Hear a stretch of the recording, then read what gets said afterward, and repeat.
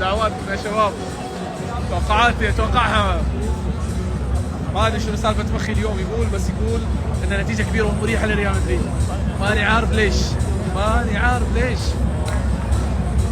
اجواء روعه يا جماعه الملعب. كم تتوقعها؟ قول نتيجه. 4-1 لريال مدريد. اسمع السيناريو المباراه اللي بقول يخففوا الضوء لا يطردوا. اوكي خلاص، انا ترى قاعد مع جمهور سيتي يا جماعه. سيناريو المباراه اول ربع ساعه الى 20 دقيقه فيها جول لريال مدريد بخطا من السيتي. بعدين الربع ساعه الثانيه 2-0 ريال مدريد. سجلوا يا جماعه لان انا راح يجي هجوم مو طبيعي بعد المباراه. بعدها راح يقول السيتي بالشوط الثاني 2-1 3-1 ريال مدريد، واخر 5 دقائق 10 دقائق اسينسيو راح يقول الرابع. شايف المباراه مو شايف، انا ماني فاهم، لكن هذه التوقعات. اترككم مع اجواء المباراه.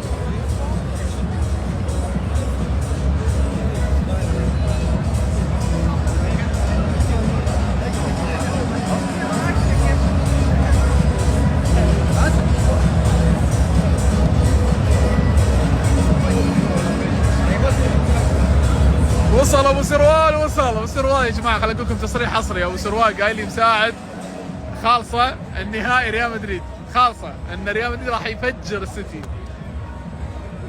قول يا ابو سروال، علق خلي الناس تشوف صحيح الكلام ولا لا.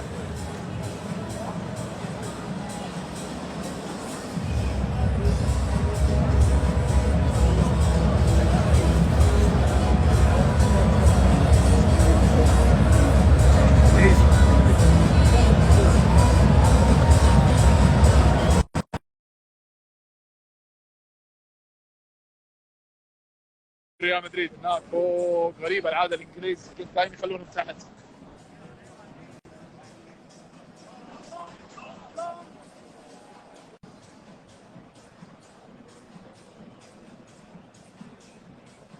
دعواتكم يا شباب. فضيحه للسيتي اليوم يقول ابو سروال. كابتشر يا جماعه، سكرين ريكورد عشان تمسكونه علي وعلى ابو سروال.